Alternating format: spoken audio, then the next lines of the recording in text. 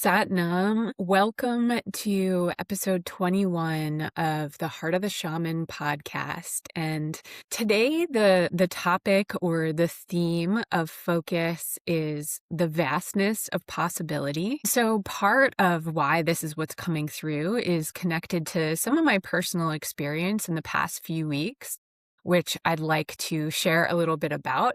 And then we'll dive even deeper into the energy and do some channeling to see what messages come through to support this. And so part of this vastness of possibility is really connected to, I'm going to say, where we have blocks to that for ourselves. And as we go along our journeys, right, we tend to get a little bit better with our boundaries, or have a little more space, or feel a little less guilty with, what we allow ourselves to do, or what we feel is okay. I'm going to say in terms of our well-being, honor, but more on that in a few minutes. So a few weeks ago, I went to Florida to do an intensive workshop, and it was in the biodynamic cranial approach, which is a form of craniosacral therapy. And craniosacral work is basically a healing modality that focuses on supporting the cranial system, which includes the skull, the spine, the sacrum, the central nervous system.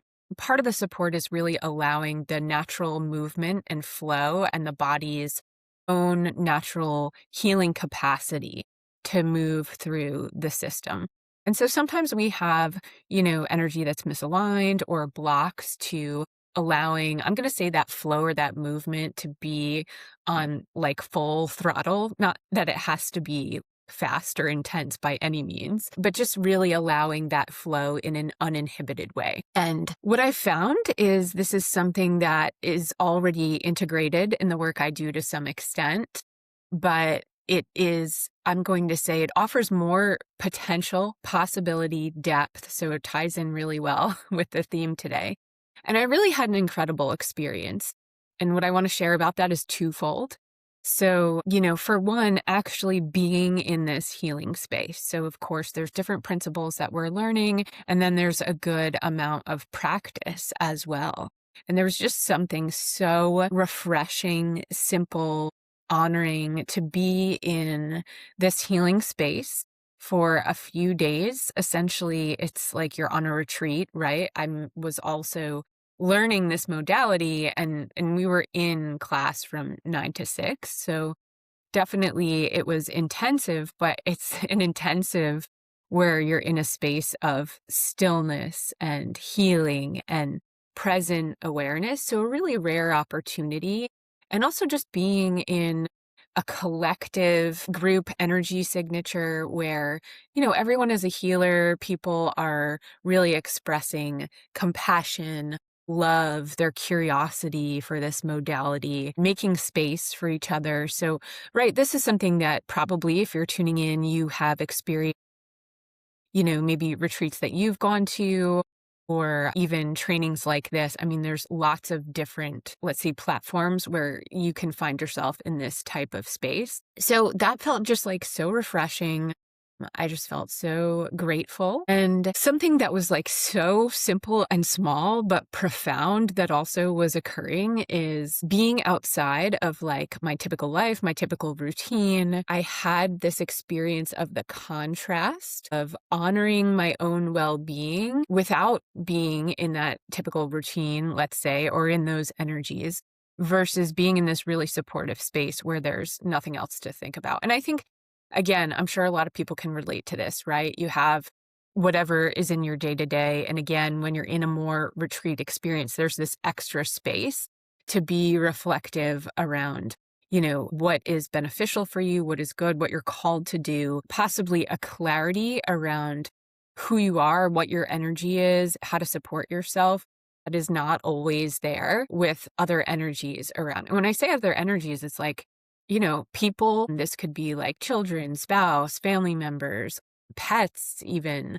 And again, like then whatever your daily routine and your work and just the layering of whatever makes up that routine. And it's not about it being bad. It can be beautiful, but there can also be, and again, I'll speak for myself on this, a subtle level of almost sabotage of ourselves when no one is even asking us, let's say, to account for them or show up for them in a way that we do that puts them before us. Especially for women, it's just a super learned thing. So without putting too many words to it, I'm there. I get up in the morning. I'm not even thinking about this, but I naturally just, go to the kitchen, make myself a healthy smoothie, go outside, take a walk, do yoga, do a little journaling, a little meditation. There's just like a very natural flow. And also, this connection with the four communities was even more incredible than it typically is in my daily life and practice. And so I've definitely talked about the four communities here quite a few times, but I learned this framework in my early shamanic trainings. And it's basically like self is one community, and others, which would be other people, is another community. Nature, that would include animals, your pets, obviously the earth, plants, and then the spirit realm, which is for sure the one that we often don't make space for, just based on like modern day culture and oftentimes how we are oriented in our life experience. So the spirit realm might include spirit guides, ancestors, all kinds of beings who can come through to support, but then also it can be just like the whole, the vastness of life, the cosmic connection or an experience of oneness with everything. So a bit more maybe abstract, but really in that typically is a sense of comfort, belonging, awe,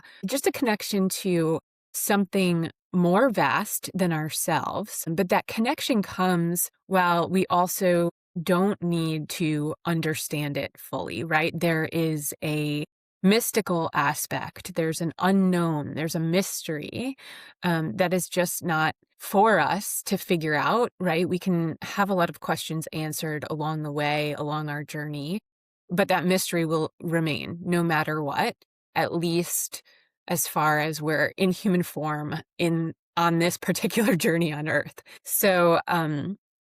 So again, just getting back to my experience, really refreshing to just wake up, start the day off right, healthy, and also have my nervous system be relaxed. There was a couple of things, right, with this.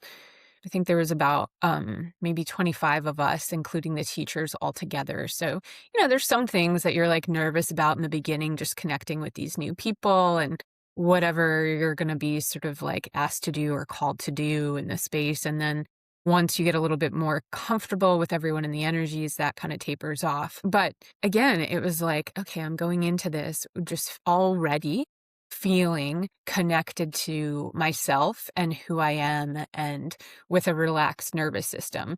And so even on my drive home after a few days, I just was realizing like, okay, how often do I start my day like that? I do have like a morning meditation practice and certain things that would support that. But then there are also other things in my daily routine that don't support that. So for example, in a work day, I'm not generally just like, coming into the door in this like super relaxed space where I feel very connected to self with a relaxed nervous system. Hopefully, and on the most ideal versions of days, there is some measure of that. And then I always have time to settle into the space and tune in and get anchored in self, certainly before connecting with clients. But again, just noticing this contrast, I realized like, okay, there's something really important about getting even more clear than I already am on, I'm just going to say, what is me? Meaning like, what are my emotions, desires, needs, boundaries, like all the things, as opposed to what of those energies are actually the energies of others or not me that I'm often accounting for and not making space for my own clarity. Oftentimes, again, if you're tuning in, you may be empathic, you might already be really sensitive and tuned into environments and people in a way where, you're compassionate and loving. So you're called to want to make them comfortable, or maybe even want to do something if you realize there's something off about them or imbalanced, etc. And most of us at this stage have already, learned or integrated everything is not my responsibility or it's not my job. And, put the airplane mask on yourself first and all of these things. It's like we have an awareness of it, but the degree to which we're able to really release into that is often still pretty surprising, I'm going to say. There's usually still, and I can say for myself, even just from this recent experience, there's usually still like a decent amount you can go. There's still a decent amount of space or even just possibility around this where it's like, oh, how can I honor my well-being even more? What if I was honoring myself like I'm Jesus? And I realize in saying that some people could have like the hairs on the back of their neck stand up or something. But, it's like honoring the God, the divine that is within you. If Jesus feels like too much of an example, although, hey, he did say in scripture, right? And this I can do, you can do greater. And part of the example was really about honoring self in this way and the God and divine in self. And of course, coming from a humble place, but also allowing there to be a strength and a conviction with that. Another good example is like always kind of in your inner vision, seeing yourself as a child or connecting with your inner child or the child version of self and just really making that connection. Like, how would I treat a child? How would I offer love to a child or my own child, if that applies? Right. Oftentimes, again, women and men, and, can just have this experience of like, I would die for them and I would do anything for them. And that's beautiful, but it's also like, can you offer the same level of love to self? We've had whatever life experiences we have had that likely have created some potential blocks or trauma to being able to do that. So there's also this space of lightness, like, hey, just let life be a discovery. Like, let it just continue to be a journey of how can I refine this, but not in a way there's pressure, just as it comes up in life. Okay, I see that there is room for more space of honoring the way I'm going to thrive in the world. And again, if you're a sensitive person, an empathic person, a healer, which many people tuning in are, then there is just a reality to you need rest, you need space, you need, to eat in a healthy way and movement and like just all of the things, connection in nature. And perhaps, it feels like society has expectations and doesn't value the things that you need in a way that makes sense. The expectations are not actually potentially healthy for us all the time or going to honor what we truly need. And so we really are still in a time and things are always changing and shifting in a positive way. And so I say this and it's like, I do always feel optimistic and, feel the movement of where we're headed. But we really do need to advocate for ourselves. There's a measure of, again, those boundaries and advocating for what is really going to allow you a depth of experience. It's like, how do you want to experience your life? Do you want to experience it where you're actually honoring and then taking action around who you are and what you want from like a soul level place? So this isn't about selfishness or ego or anything like that, but it's like really having that clarity so you can get the most bang for your buck in your life so that you can do whatever it is you're meant to do in whatever circumstances and have clarity around that, knowing that we're also not controlling things. It's not the same. But also I wanted to say a little bit, and I'll just spend just a couple more minutes on this and then we'll tune in a different way. A little bit of time sharing a little more about the biodynamic cranial approach. So it's a little bit different than other types of craniosacral therapy. And if you know me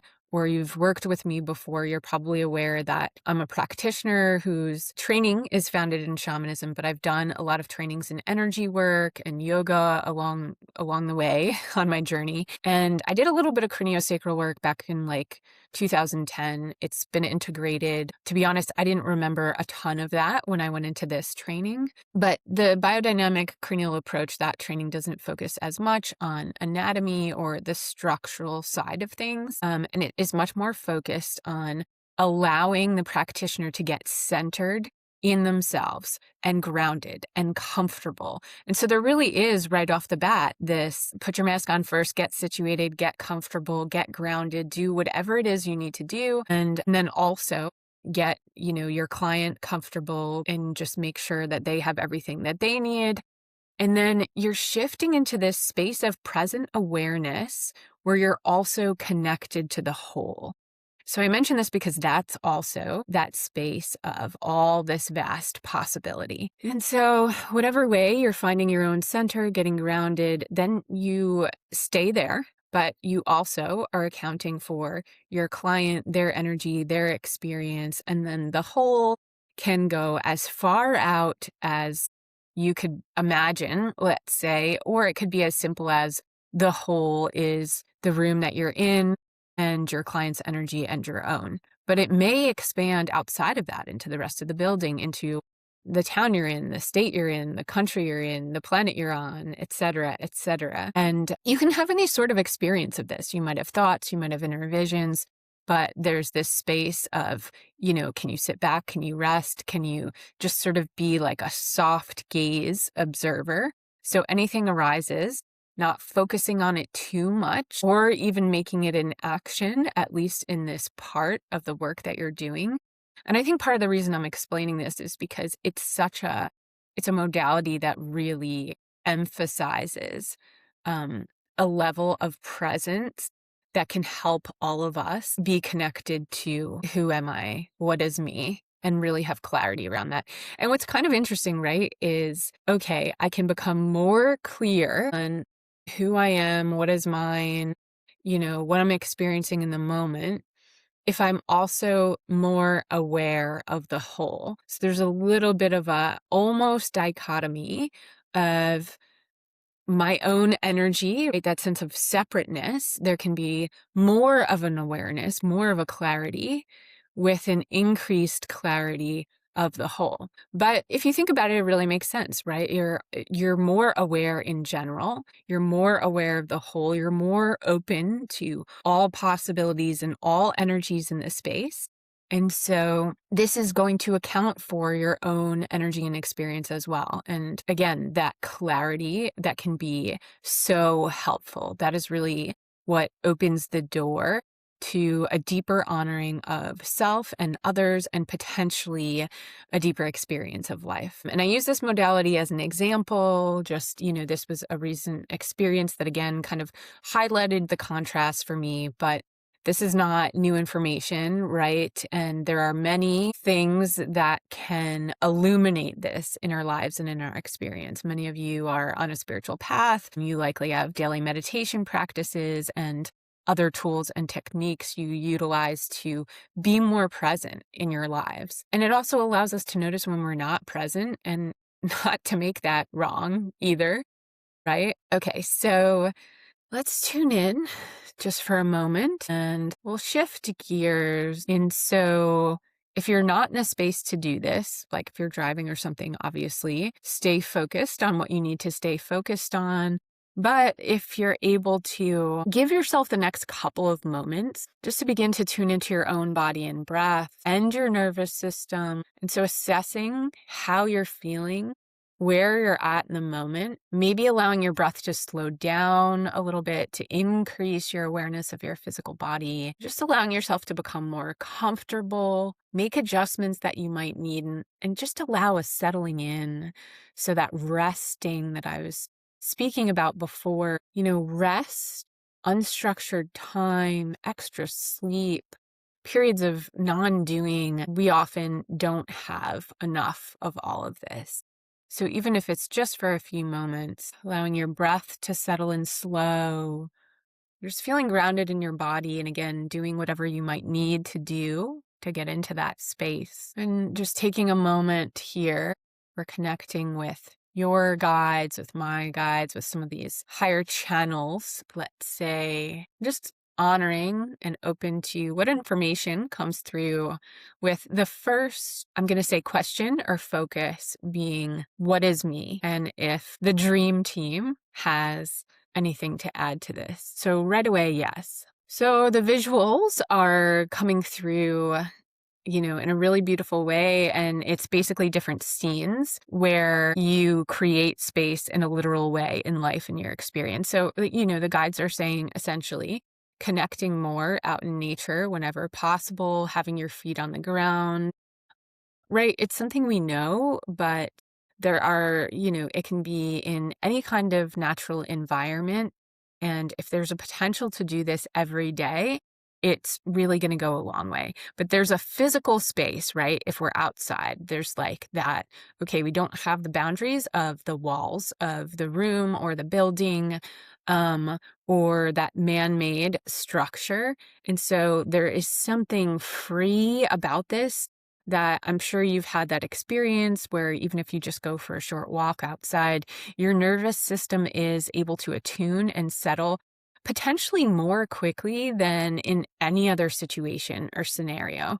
So what I'm seeing and the confirmation that's coming through is this is going to be your, I don't know if easiest go-to is going to be the best way of putting it, but yeah, easiest, quickest go-to, and get present. And then in addition, around this, what is me, or, the clarity around this, there's just like a lot of applause, cheering, happy energy, that this is the lens and focus for today. And so I'm just getting a lot of confirmation, that this is so important. And again, there's a light energy around it. Like, hey, like give ourselves the gift of considering this and exploring this and having fun with it. And, life isn't so serious, and what do you want to experience? And there's an honoring within saying that like, yes, there are hard things in life, there are heavy things, you could be in a heavy space or a heavy time right now, but even within that, there is opportunity to lean back and rest and connect with this presence that allows for, I'm going to say, that oneness. So, now I'm getting a lot of the cosmic visuals similar to the funky image behind me today. And just a lot of confirmation around not only how good it is for our nervous system and our physical bodies to have the experience of being connected to the energy of oneness. And when I say oneness, I realize that could be abstract too. Like, I'm sort of getting to clarify it a little bit, right? I'm thinking of, love. It's like a universal love. So it's different than a romantic love or a love you have for, somebody it can be a very like deep and, bring tears to the eyes quite quickly sort of love. But it's like, it's a love for all. It's a love for the experience. It's a love that accounts for everyone and everything. And part of what is so powerful in that is, we tend to have a lot of stories and narratives around sort of like what we can receive, what we can't receive, maybe like who loves us, who doesn't love us, how we can be loved, how we can't be loved, on and on. And again, this kind of goes to some of the blocks that we might have around really feeling the flow, really feeling that universal love. Part of the value of the universal love is through the experience of it, it shows us that any of those learned, let's say, thought patterns or things that create limitations for us around love, we know when we're having an experience of universal love that that's not true. It's like the antidote. It cancels it out. And all ways that we can experience love on this planet are really special and cool. But this is really being highlighted again to support that clarity of like, what is me? Who am I?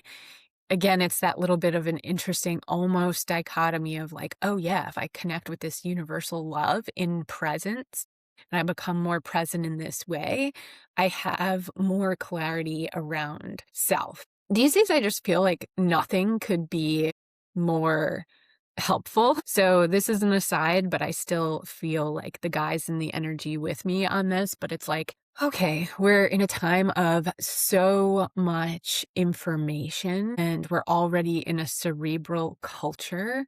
And so the antidote to that is presence, stillness, meditation, awareness, slowing down, getting into a deeper space.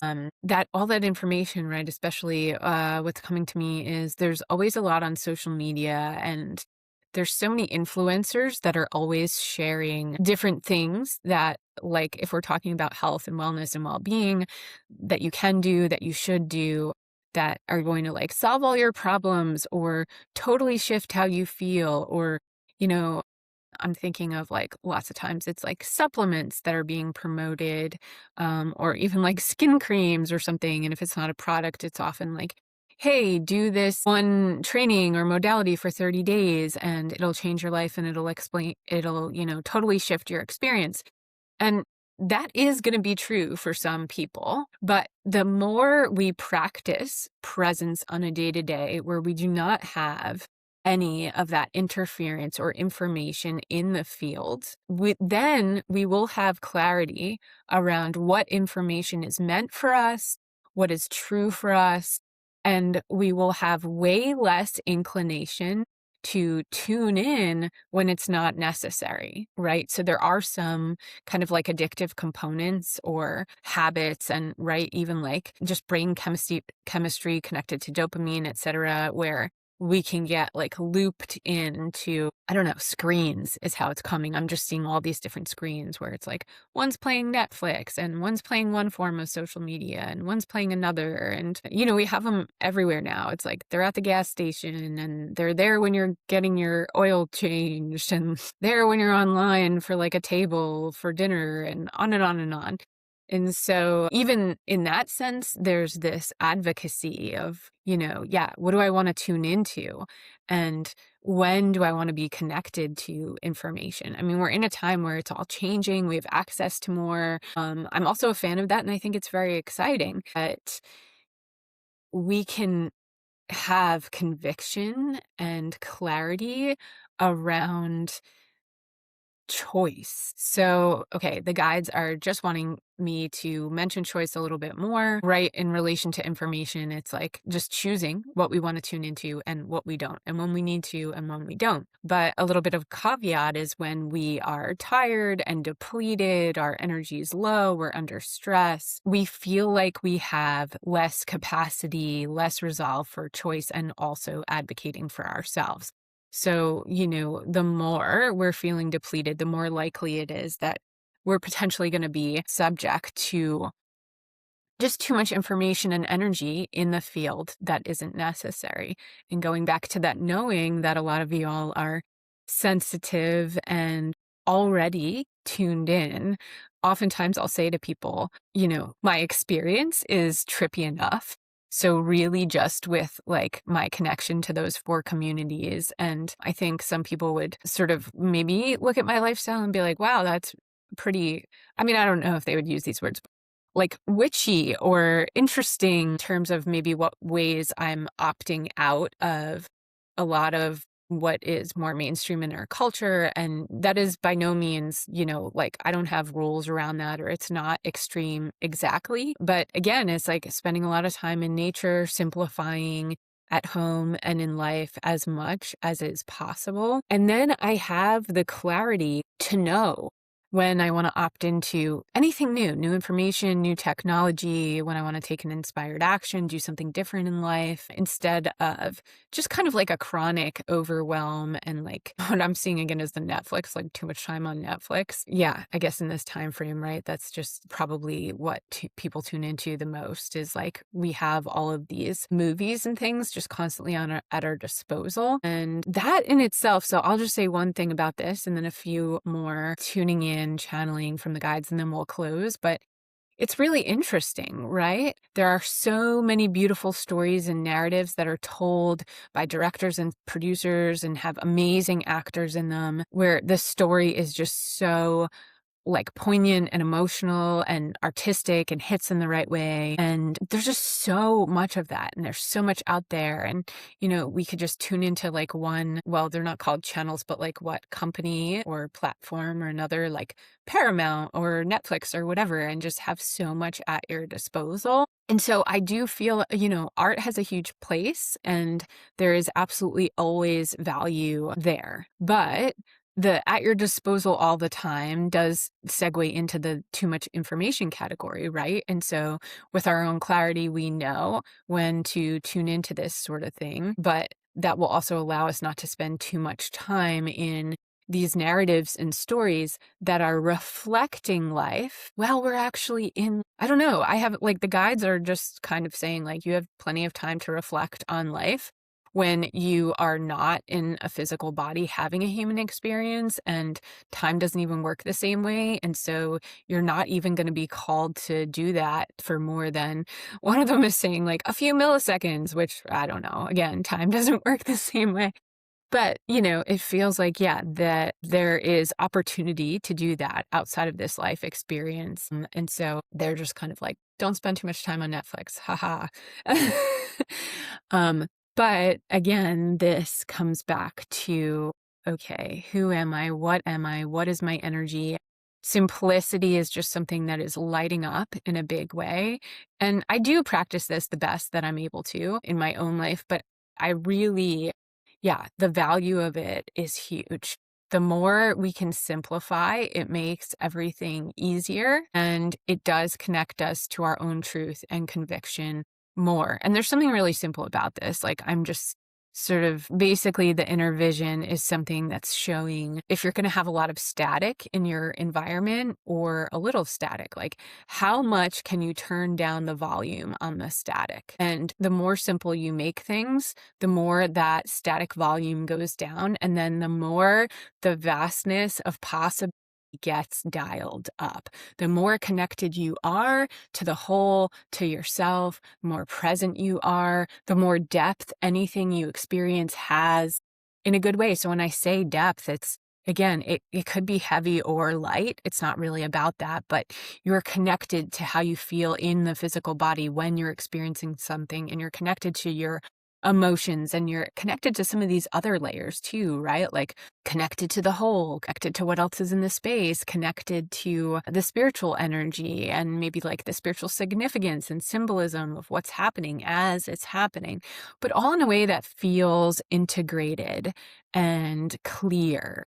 And so it's not too much for the nervous system. Oftentimes, right, when we have like, I don't know, when we're on the spiritual path at an early time and we have certain awakenings, it could be very destabilizing. Things can be pretty like dramatic and over the top for a while. And it's very, very good during that time period to get support. Just get support because, what you're experiencing is real, but there's no reason for it to continue to be that over the top. Once, we can have a few experiences, we have this capacity to integrate the energy more efficiently so that the experience can be as vast, out there, trippy as you can imagine. But again, it can still be that you experience it in a grounded and more integrated way, which is healthier for the body, and just really makes everything less challenging and potentially leads to being more aware of the gifts of life in the moment that they are occurring. So just circling back to is me. I do think a lot of times getting out of your routine, whether that's a retreat, taking a few days by yourself, or something more elaborate based on maybe like the time in your year, what you're able to do, can be really valuable. It oftentimes creates a bit of a reset. And then you can just really run with that clarity when you get back into your routine, and even getting some support ahead of time around changes that you might want to make or that you might be called to make. So I will plug the fall retreat that I am going to be doing. It is for the fall equinox. It's in September. I think it's the 17th through the 20th or possibly the 21st, but it's going to be in Girton in North Carolina. It's near Lake Lure. It's in a beautiful place. There's going to be plenty of time to connect with the 4 communities, and both the spring and the fall equinox are times of the year that are really great to tune in, get that clarity, have a bit of a reset, and then be able to kind of land in your life in a more grounded way when you return. I'm actually headed to Sedona, Arizona tomorrow to go to the Gathering of the Shamans. So I'm quite excited about this. I've never been to the desert before, that area of the country before. I can already feel the spiritual energy trickling in, the vibe of those red rocks and some of the vortexes that are there. It just feels like it is a time right now to excavate some things in a light way. So if we dialed it back a couple of decades, I would be excavating, but it would look pretty messy and not be light. And there's nothing wrong with that. That's part of the journey too. But again, I can feel how, based on where things have taken me, there is a vastness to this experience and a difference than what it has been before. I don't have a better word in this moment than excavation, because part of why I'm doing this is, to connect in a deeper way with the shamanic energy, but also just to have more fun, to experience something different. And, part of my intention at the beginning of the year was a focus on bringing in more fun and joy. But then there's the other side of it where it's like, okay, I'm a Capricorn, and part of apparently what's fun for me is to deep dive into anything that could be inhibiting this experience of presence, which usually is getting into whatever those blocks may be. And I say this, and I'm also someone who's big on, depending on the type of life we're leading, we're probably just sort of on some degree of a healing path throughout our life. And we don't need to have a myopic focus or too much of a focus on peeling the onion and constantly healing, right? But on the other hand, that may just be woven into the journey for us, and it is going to unfold regardless. And so I can almost with humor say, hey, my astrology and constitution and some of these other things that attribute to how I'm oriented in this life experience have led to me choosing this as something fun, which also will be very illuminating and expansive. And so I look forward to a few days to connect with the 4 communities, but also to be in this vast space of present awareness. And any closing comments from the guides? It's feeling like, okay, offer some ways to support people around this. I mean, I'm going to be back in a week, and depending on when you're tuning into this, I'm probably, or maybe even already back. And this is definitely something that we can do sessions on if anyone has any creative ideas around support in a community sense. I'm always open to that. And again, one of the simplest things that we started with in the beginning is some time out in nature every day.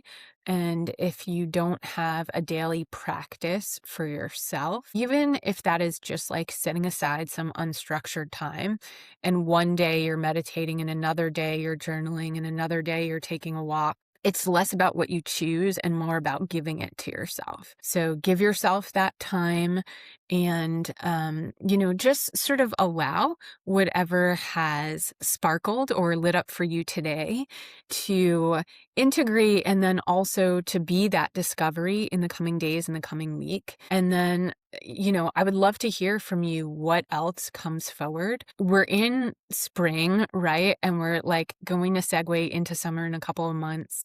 We're just in a time where there's a lot of active yin energy, a lot of exciting potential. We've got a lot of cool astrology right now that can really propel us in our lives, whatever that looks like. So again, even if the experience feels heavier, or it can be really illuminating, empowering, or just, feeling an energy of love to know that there's a lot of support in the environment around shifting things, alchemy, transformation, moving the energy, and also releasing what that needs to look like. So I can feel that the energy of this year really supports releasing ways we're controlling things that we don't necessarily recognize we're even doing. And again, we may have ideas of how we would like our life to look, or things that we want or wish were here in the present that aren't right now. But there's this really potent place to surrender into, to release into, where it is not about what isn't here. But again, it's about dwelling in that vast space of possibility. And this could be a whole nother podcast, but that is really the space of manifestation. But again, we're not really controlling, we're shifting into the vastness to connect with every possible outcome and come into alignment with what is sort of like the highest version of that for our paths. So there's a lot of beautiful potential here, but it's going to look however it's going to look. It could be, like an easy stride for a while. It could be messy or emotional or any number of things, but we always have the capacity to like tune into our center, to slow down the nervous system, to slow down the breath, to connect with our guides, to connect with the spiritual layers of our experience, and to have the clarity that will support just support us, allow us to know what is me, who am I, what is the vision right now, what is for my highest good right now. And so I wish that for everyone. And I'll be tuning in again for episode 22 just in a couple of weeks in mid-May. And I look forward to your comments and to anyone who wants to reach out. Always love that, always open to that. So until then, have a beautiful day.